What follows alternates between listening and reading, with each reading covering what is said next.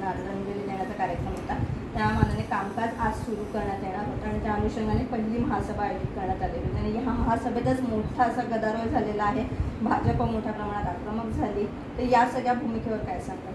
अशा पद्धतीने गळचेपी, अशा पद्धतीने तुम्ही बोलायला जर दिलं नाही तर भारतीय जनता पार्टी डबल आक्रमक याच्या पुढच्या काळामध्ये होईल. हे काय आहे?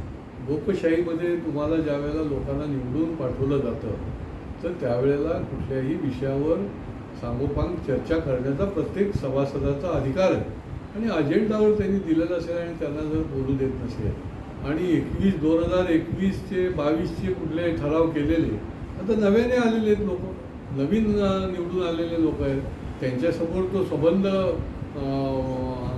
कागद तुम्ही समोर आणला पाहिजे. तुम्ही ब्लाइंडली आपलं पास करून घेणं हे कदापि सहन होणार नाही.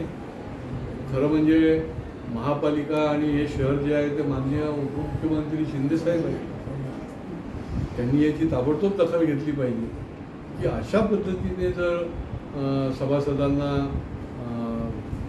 बोलू दिलं जात नसेल आणि ठराव जे आहेत ते असेच समोर आणून ते पास करायला लावत असेल तर ते योग्य नाही आहे आणि भारतीय जनता पार्टीचे तर नगरसेवक कदापि सहन करणार नाही.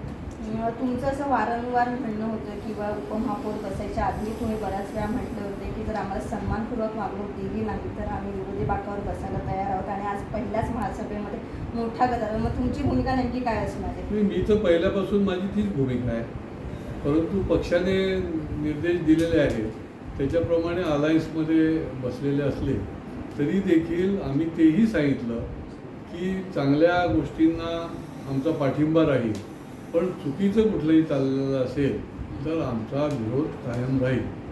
आता विरोधी पक्षच काम करत नसतील तर ते भारतीय जनता पार्टीलाच ठाणेकरांच्याकरता काम करायला लागेल आणि ते योग्य करतात. महायुतीत या निमित्ताने फूट पडली असं म्हणतात? अशी काही फूट पडत नसते.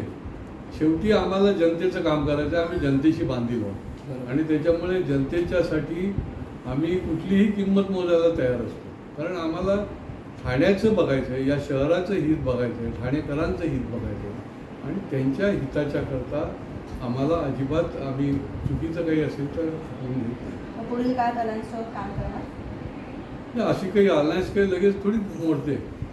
आम्ही सांगितलं काय की योग्य याच्यावर आम्ही पाठिंबा देत राहतो आणि जर चुकीचं असेल तर आम्हाला आम्ही त्याच्यामध्ये सहभागी होणार नाही.